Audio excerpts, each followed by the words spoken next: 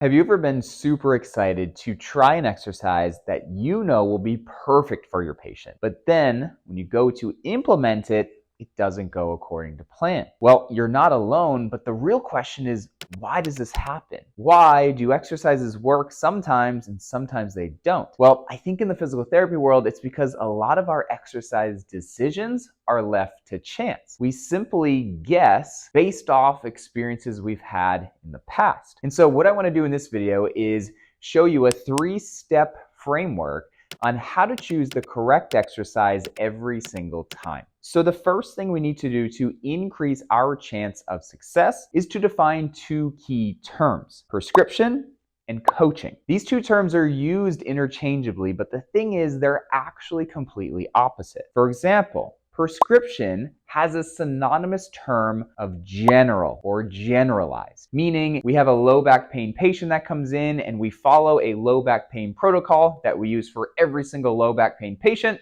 and that's our treatment. Conversely, when we think about coaching, the synonymous term that comes to mind is intentional or specific, meaning that when we have a low back pain patient come in, we're not following a protocol. We are understanding what's going on with that specific patient, and when we go to prescribe or decide what exercises are best, it's not generalized. It's intentional for a very specific outcome. So when we can differentiate these 3 terms, it will really help us understand this 3-part framework. The first step is assess. Now, if you're a physical therapist or a physical therapy student, this sounds obvious, right? The very first thing we do when someone comes in is assess them, right? But the difference is the mindset as it relates to the assessment. Instead of meeting with a patient that complains of low back pain and going through their lower extremity and then their upper extremity and calling things tight and then going to a protocol, we are going into the assessment with a mindset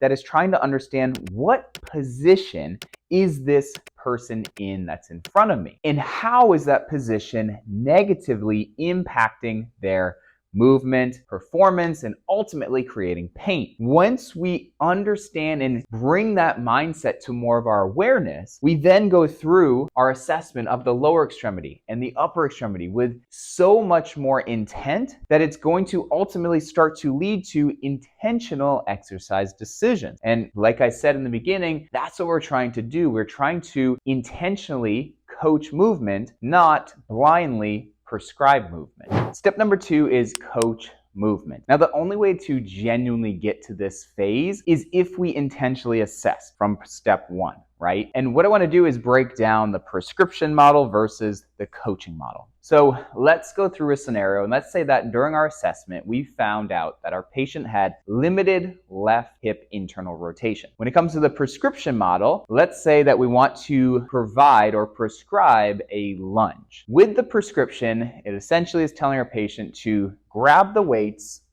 and go through 3 sets of 10, right? And essentially they would then go through their lunge and do that, and then they'd be done. Conversely, when it comes to the coaching model, what we're thinking about is, how do we want to set our patient up? How do we want to cue our patient? How do we want to educate our patient, right? So there's specificity and intent behind it.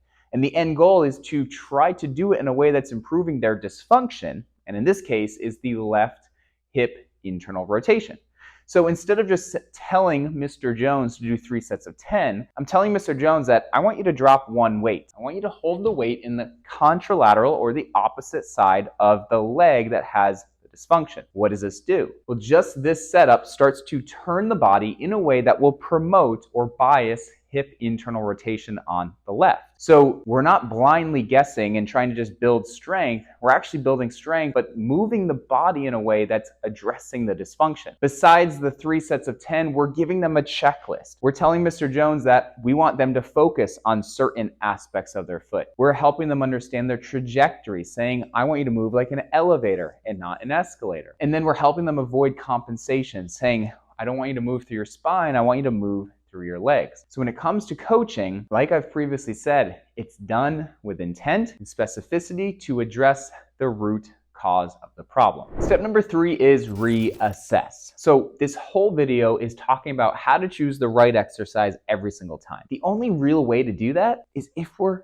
reassessing. Because at the end of the day, physical therapists know a lot, but we don't know everything, right? And that's okay. But this is by far the biggest step out of the three that is missed and neglected. So sure, we can subjectively get a report from our patient that they feel better, that they feel looser, but it doesn't really paint the full picture. Instead, we need to make sure we reassess after we coached the exercise. So what does that mean? That means we go back after exercise, throw them on the table, and check on their left hip internal rotation. Did it improve? Great, we're on the right path. Did it get worse? Great, we now know. That's the difference. When we don't reassess, we then continue with exercises that might not be the best. The thing is, it might be a good exercise. It might not have been coached in the correct way. And that's where the prescription versus coaching comes in. And the prescription is just a normal bilateral dumbbell lunge, which isn't really starting to address and actually will probably get them stiffer. Whereas the coaching, we then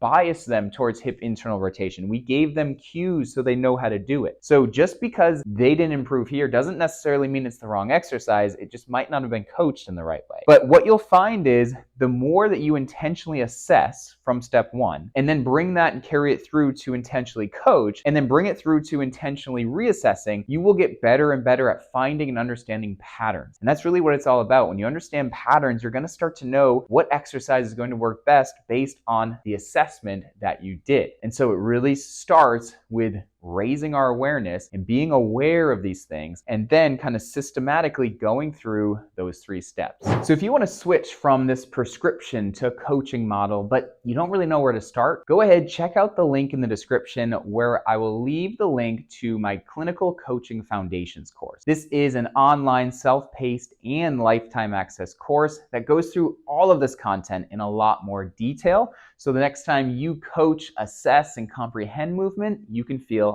that much more confident with it.